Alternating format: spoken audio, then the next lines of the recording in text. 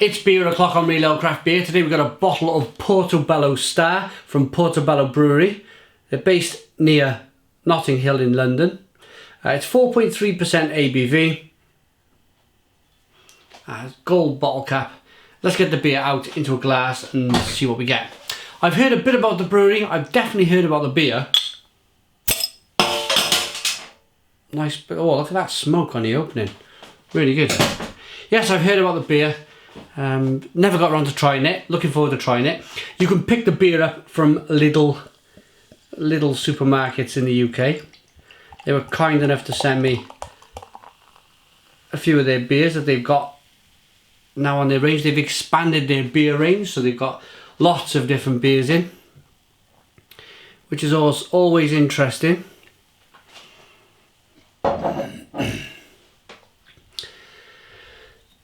So beer in the glass, it's a light amber coloured ale, slight haze to it, nice levels of moving carbonation. It's a 2-finger, slightly off-white head. Let's get the aroma.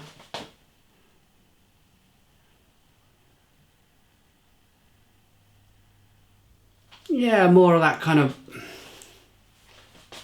caramel malt more in this beer. Slightly spicy, slightly biscuity. Smells like a traditional bitter. Let's dive in. Cheers.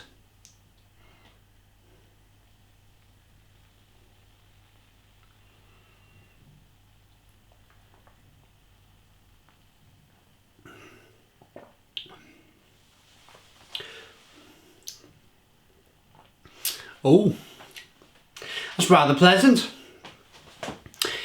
Again, it's something that at 4.3% ABV you can session. You can drink a few pints of it on a Sunday afternoon, Saturday afternoon, watching the football, watching the game, whatever you do, watching a Grand Prix or the tennis, whatever sport or whatever activities you like to do. This would go really well with it. When it's just, it reminds me of a beer that would go very well in a kind of a more of a drinking man's pub.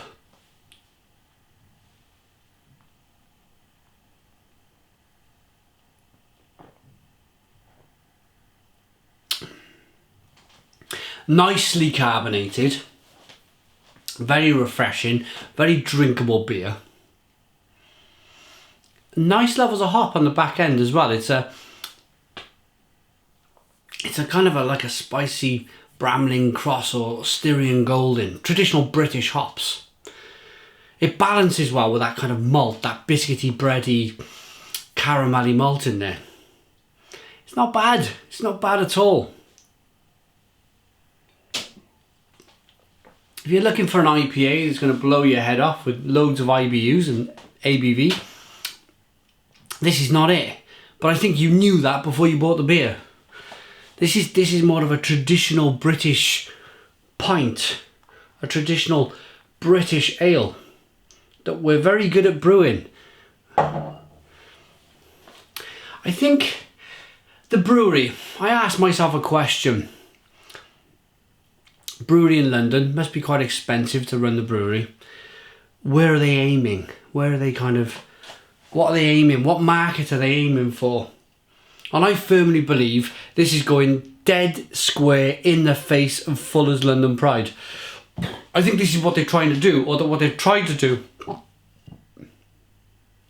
They say, okay, you've tried London Pride as a beer, why don't you give this a go? And they've made it, in my mind, a little bit better than London Pride.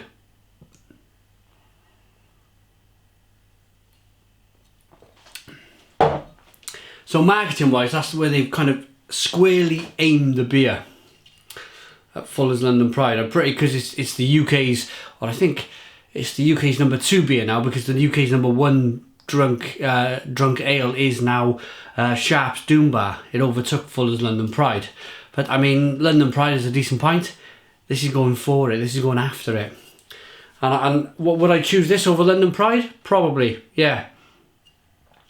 Let's give it a rating. I'm going to rate this, I'm going to give it a 7 out of 10. It's a 7 out of 10 from Real Ale Craft Beer. If you watch my previous review of Fuller's London Pride, where I was raving about it back in 2010, I was a bit of a beer novice back then. I wouldn't be giving Fuller's London Pride a 10 out of 10 anymore. My palate has advanced. So if you're thinking, oh, I'm going to go and watch his Fuller's London Pride review, it's completely out of kilter to what we know today.